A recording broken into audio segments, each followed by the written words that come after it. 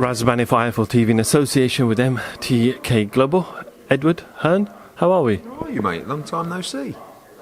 You know, thought they might. Nice to see them send in the big boys this week for our world title card. Welcome. Thank you, Mike. Took a bit of a sabbatical away. Had a little baby boy myself. So, in the midst of the pandemic, so I decided let's leave boxing. Yeah. Before we touch on this card, Ed, just quickly, fresh from Texas last week, Saturday, an unbelievable fight between Estrada and Chocolatito. A lot of people still think, I saw Dan Rafael tweet today, I still can't get over the fact that Chocolatito didn't get the result. Yeah, he's gone a bit crazy. I mean, look, I did feel that Chocolatito edged the fight. I felt like the 12th round was quite a big round for him, and you know, but 115, 113, 114, 114. I can get. What you can't get again is 117, 111. And sometimes when one of those cards is thrown up, it stresses people out. It makes them go completely the other way. It's a robbery. I don't believe the decision was a robbery. I think it was a close fight. But I do also feel that most people thought Chocolatito edged the fight. Do you think we'll see a trilogy? I'd like to. I mean, look, we have Rungvisai, who must get his opportunity at a world title. We represent him as well. But I kind of feel like it's one of those situations where you could announce another fight for both, but people would be disappointed if it's not them fighting each other again. I think whenever you go through a tough fight like that, a war like that, you know, you have to ask, do you both want to do it again? Funnily enough, like, Estrada seems really open to the third fight. I've not spoken to Chocolatito himself. I've spoken to his team, and I think we'll see if he wants the rematch, number 3, sorry, and I guess he will. But I was quite surprised that Estrada sort of openly said, I guess that's the Mexican warrior in Emil Gallo that sort of says, the fans want it, I'm ready to do it again. And if we can do number 3, it'd be fantastic. What do you make of the WBA decision to obviously suspend the official? I think it's always good to move at pace on something like that, right? So no one's ever going to agree with everything that the WBA or the WBC do, and they do a lot of great things. They do a lot of things I don't agree with, but moving at pace at something like that is important. I think not having a pop at the British Boxing Board of Control, but really they outed one of their own, the WBA, and it's never nice to do. And the British Boxing Board have a kind of a tendency to back their own till the absolute hill, and you have to admire that at the same time. But sometimes, you know, when something's got to be looked into. I mean, I believe Sucre, I know Carlos Sucre. He's judged at many our events. He's a very nice man. He's a boxing guy, but he scored the last 5 rounds, I believe, to Estrada. The 12th round was so clear for Chocolatito, you know, and I think the WBA have come out and say we've got to look into it. The problem is it goes back to scoring subjective. So when you sit down with someone and say, explain your scores there, and they explain it with their interpretation, it's quite, what do? You go, well, I don't agree with you. Well, that's what I saw. I've been a judge for 20 years and that's how I saw the fight. Oh, I don't agree. But again, it's like the Kiko Martinez fight with Zelfa. No one scored it like that. Do you know what I mean? That's the problem. So I think we need a little bit more consistency, and well done to the WBA for at least going through the process of trying to get an explanation as to why that card existed. But in reality, Sucre could just go and work for another governing body, couldn't he? Maybe. I mean, again, I don't know, it's difficult, isn't it, with a subjective. What I don't like is, I mean, ultimately, one guy had it 115, 113 for Estrada. I can see that. So he had it by 2 rounds. This guy had it by 6 rounds. Okay? What is really bad is when there's like a 12-round swing. You know, I look at a card like, I don't know, Ritson Vasquez, for example, where one guy's give it to Ritson by 6 rounds, Terry O'Connor, and the other guys give it to Vasquez by 6 or something like that. It's like, how do you get there? So we're constantly evolving in that respect, and as long as they're held accountable for what is perceived to be a poor decision or have to explain themselves, I think it's good moves. Lawrence Okoli, you're signing from debut. Anthony Joshua signing from debut. He's Anthony Joshua's first kind of protege, almost taking on Glowacki, who has been in there with some tough individuals. But a lot of people have Lawrence favourite for this fight, and rightly so, because of age, not experience, but age and freshness. Freshness is a good word. But do you see Glowacki causing any problems? Yeah, I think it's a 50-50 fight. I mean, you only got to look at the resume of Glowacki. I mean, he lost, I think he mainly got hit after the bell, didn't he, against Bradis, and got taken out, and it was a controversial stoppage. He lost on points to Usyk. You know, he's beaten Marco Huck. Lawrence has never boxed anywhere near those kind of levels. So we're either right or wrong about Lawrence Okolie. He's either the real deal and he could go in there and destroy him and make a major statement, or he could get knocked out. But this is where you find out. You know, it's always a proud moment when you take a fighter from a professional debut to the World Championship. And also a proud moment for Anthony Joshua and 258, because this is their first managed fighter that they could take from the debut to a World Championship. So everybody's behind Lawrence. They seem so confident. I mean, I heard them laughing and joking, and it's a good and a bad thing. You know, I think if I'm Glowacki, I'm looking at this guy thinking, cool, you're full of confidence, or you don't realise what's about to come on Saturday. This is going to be a really tricky fight. Southpaw, experience, can punch. He's got a good chin. You know, this isn't, no disrespect to, you know, some of the other opponents. So this is where we find out.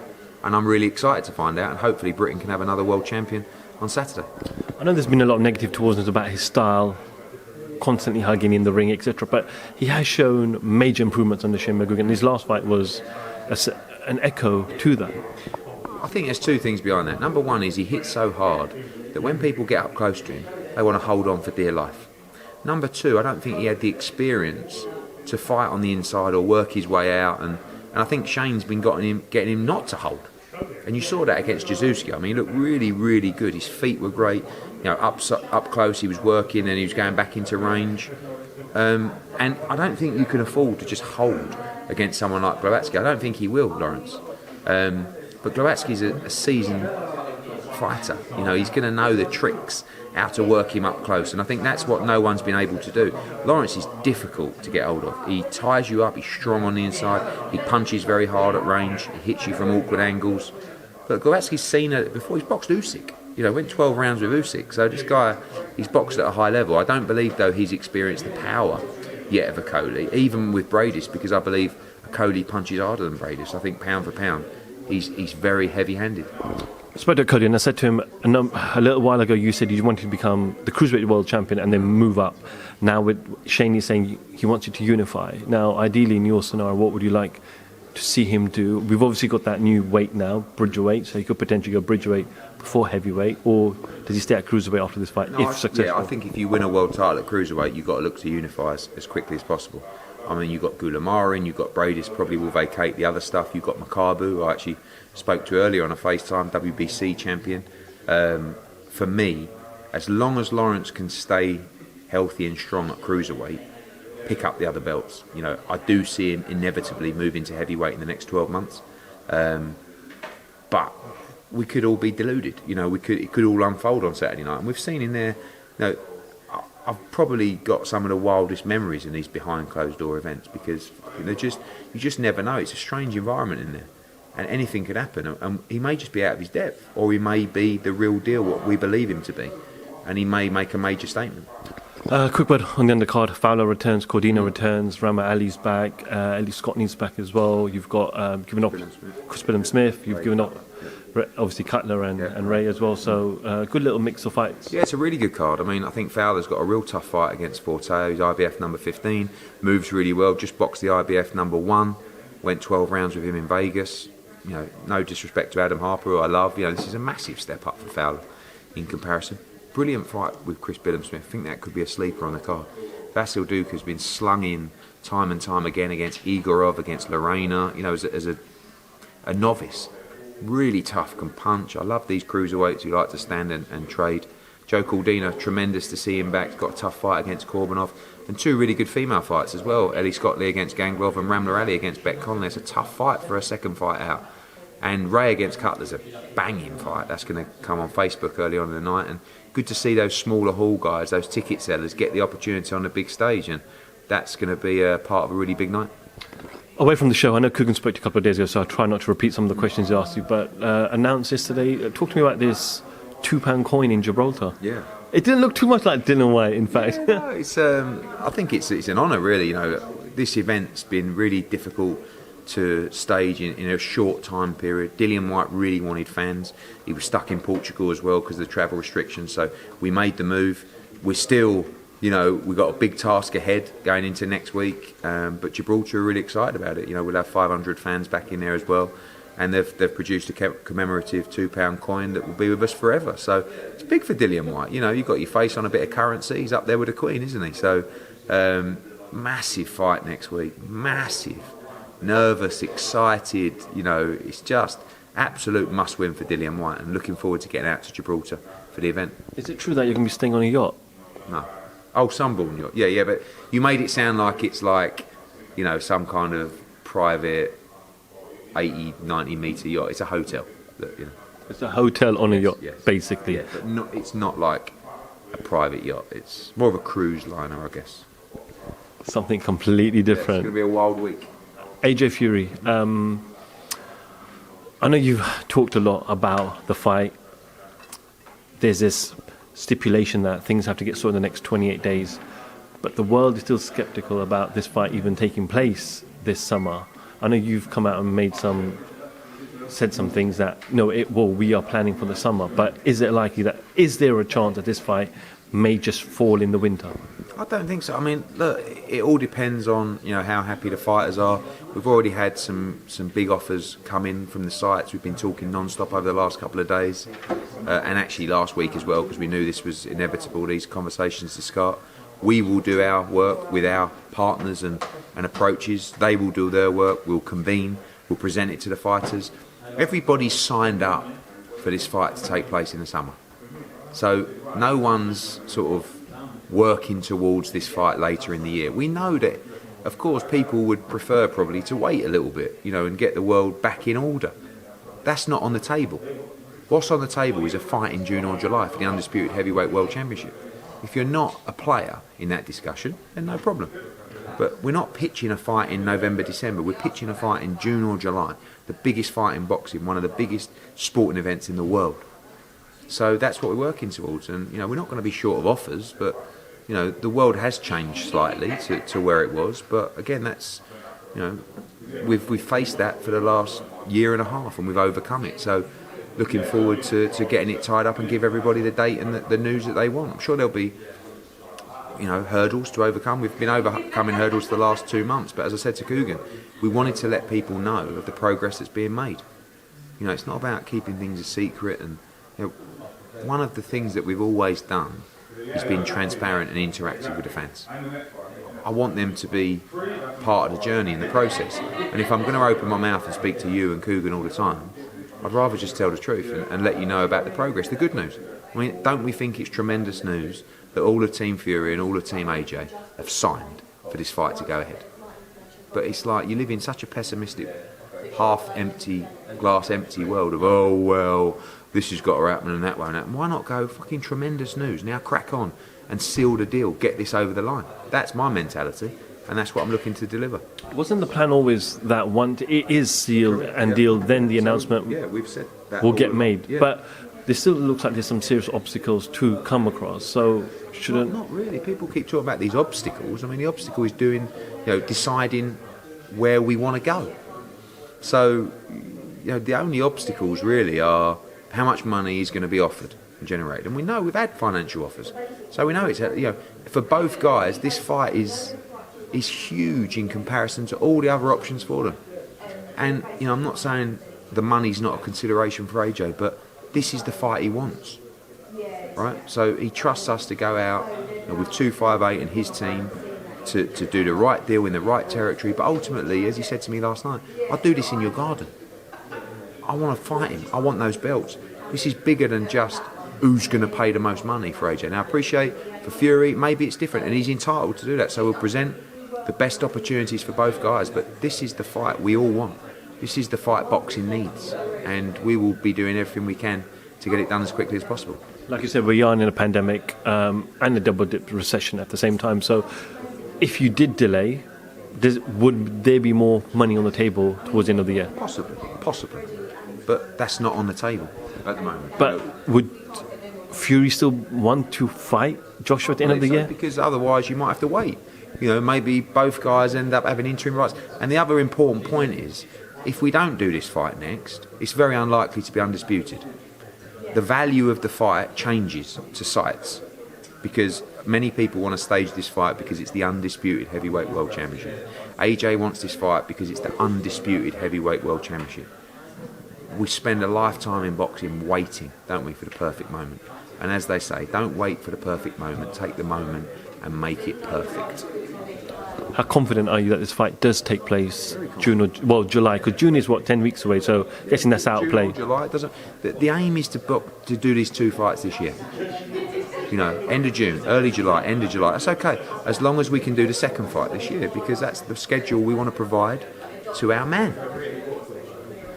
We know Saudi's probably the front runner because it's been tried and tested, and it'll be risky to go into a brand new territory for the biggest fight in the world. But what about the weather? It's all right. The event will be inside. It's going to be very hot. 45 degrees. We've had approaches from 4 different countries in the Middle East now. We had a completely bizarre approach yesterday, which I might share with you one day. We might end up going there.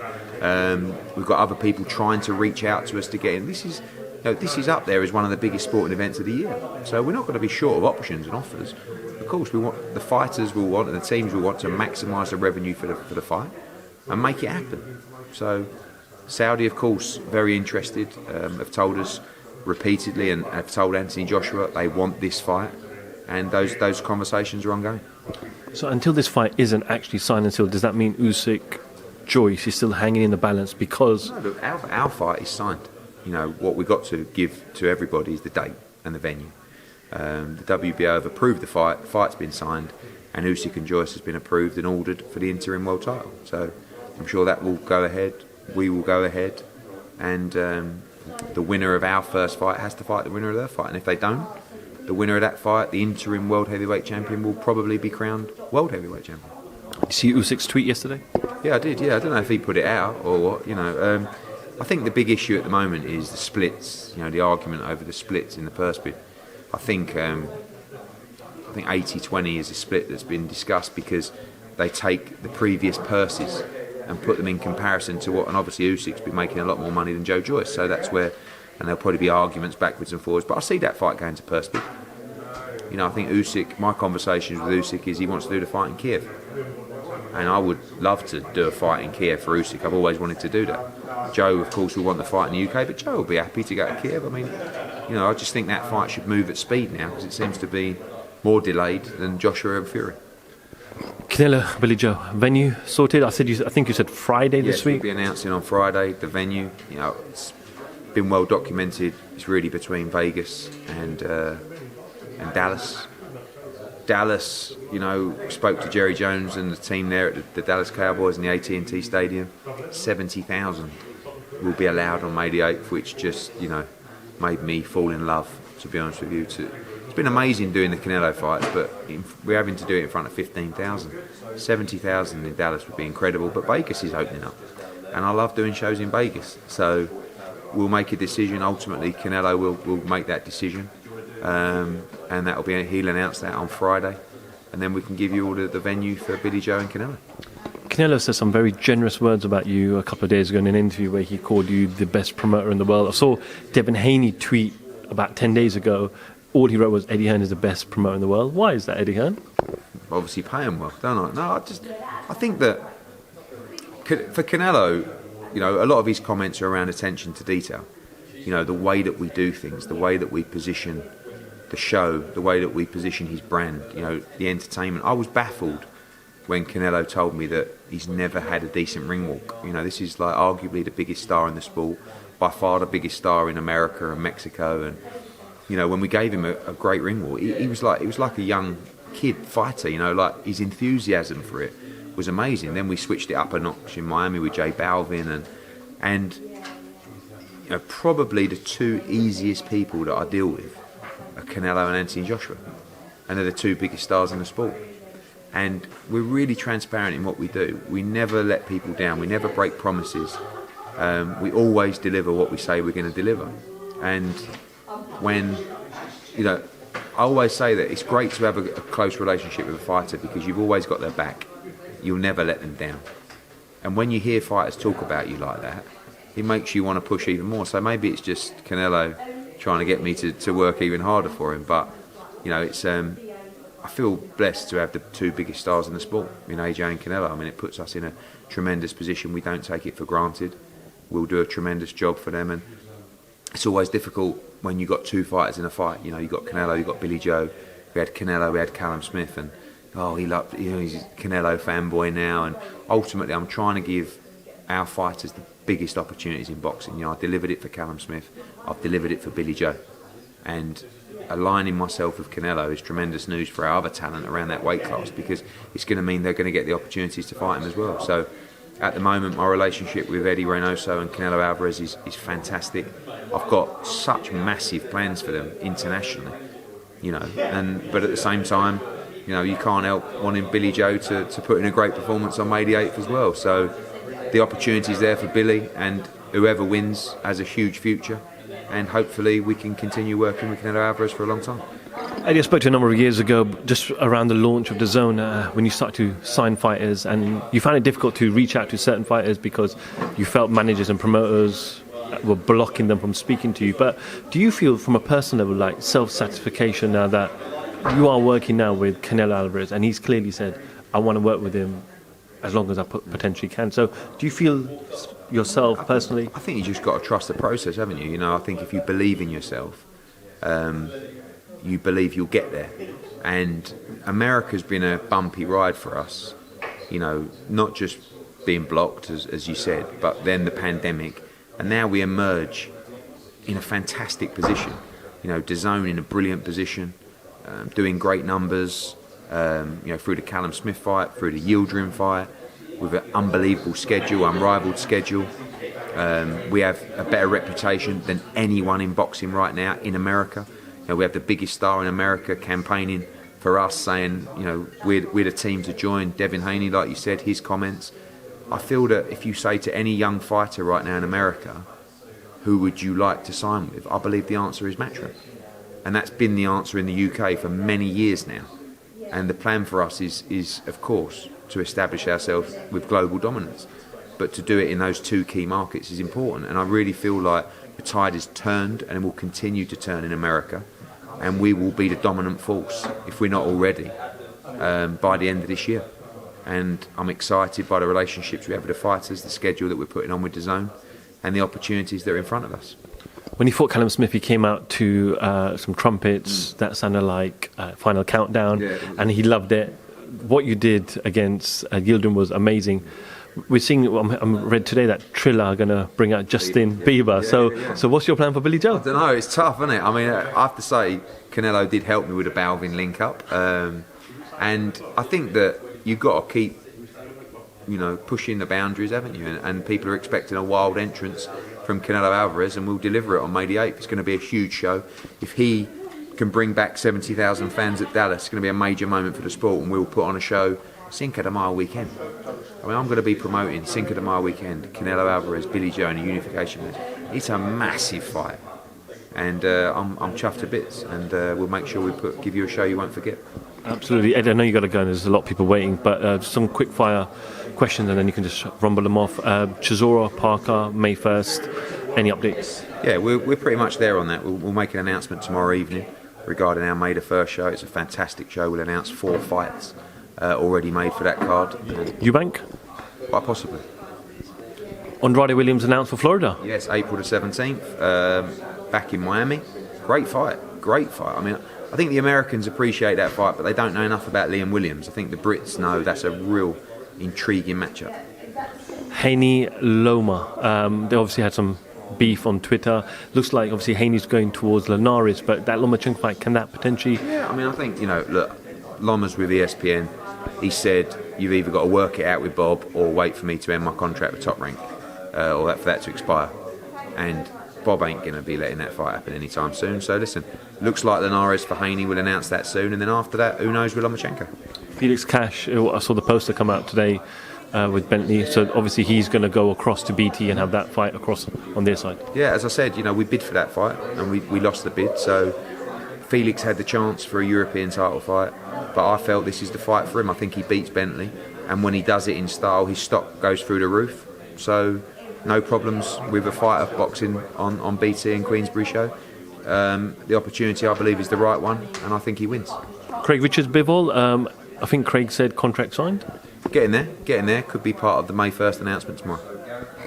You mentioned last week you were going to meet up with Amir Khan this week. Have you met up with him? Have you spoken to him? Chat, yesterday, actually, with his lawyer. Good chat, and he was ready. You know, he wants a big fight.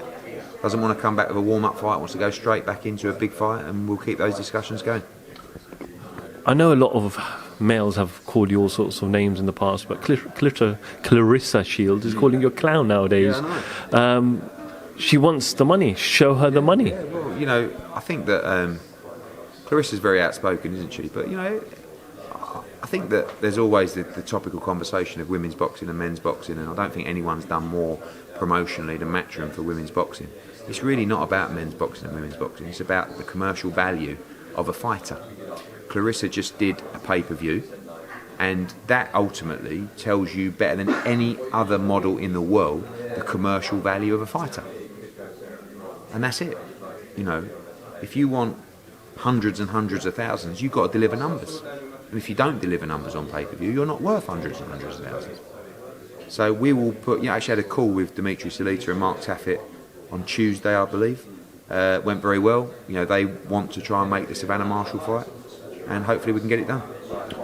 Ed, I know you've announced, well, you haven't announced, but you're going to announce Bartsy for the 15th of May. Are you then going to wait until restrictions are completely lifted before you announce June shows and July shows? It'll just fall in that date, to be honest with you. So, yeah, I think that will just fall into place nicely. Just finally, we had sad news this week. Obviously, Marvin Hagler passed away, one of the greatest middleweight fighters that we've had ever in the sport of boxing. So just find a few words, just if you could share on Marvin. A tremendous fighter. I mean, you know, a great man. I met him a few times. Had the biggest hands I've ever seen. You know, when you shake someone's hands, they're like shovels. You know, a fighter that made it against the odds, really. You know, a blue-collar fighter. Someone that didn't have the Olympic background and pedigree, and sort of was never really supposed to achieve what he achieved, but he found a way. He was extremely tough and was involved in some tremendous fights. I think went on a, was it a 36 fight winning streak or something like that. And of course his iconic fight with Tommy Hitman Hearns, you know, unbelievable fight. Very tough man, strong man, and will be sadly missed. Eddie Hearn, IFL TV, thank you very much. Cheers.